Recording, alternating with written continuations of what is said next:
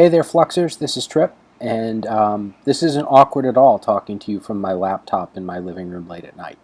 Uh, but I wanted to make a little bit of an introduction about myself. The guys at Fluxible asked me to answer a few questions, which I'm happy to do. So, first question. Audible is consumed continuously while the user is most probably doing other things. How does this impact design? It's actually a really great question, and we think about that a lot at Audible.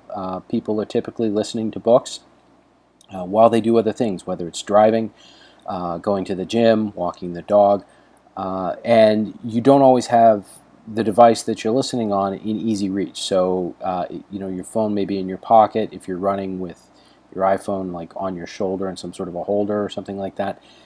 It can be difficult to get to. So we like to design for what we call the blind and all thumbs scenario. We use larger buttons. We try to lock down things like scrubbing and so forth. So it's really difficult to lose your place in the book because it's a little bit different than music listening. We talk about long form listening versus short form listening. So we think about that actually quite a bit. Yeah, so it's a great question. Second question. So I say in my bio that I like to make balloon animals. And what's the most intricate balloon animal I've ever made? I've never claimed to be good at it. And I actually started a number of years ago when I was in college. I used to volunteer with a group that would go to children's hospitals, and it was like a clown group, and I just wasn't good at being goofy, so I did balloon animals and was quiet at it.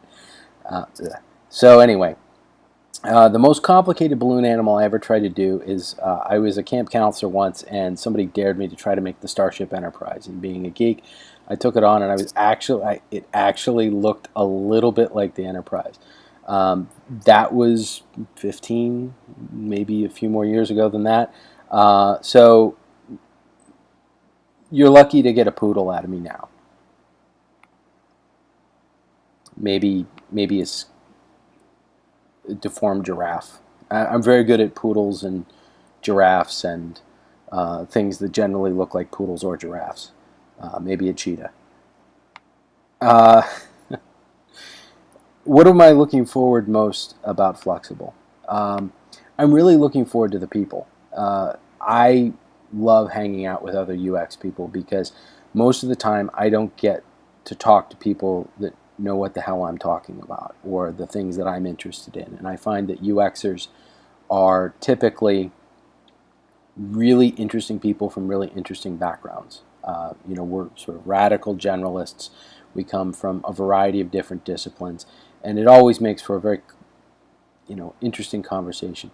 It doesn't hurt that Mark and Robert know all of the best places for craft Canadian beer in Kirchner. So I'm very much looking forward to that. So if you see me at Fluxible, please walk up and introduce yourself. Let's have a beer. I'm very much looking forward to the event.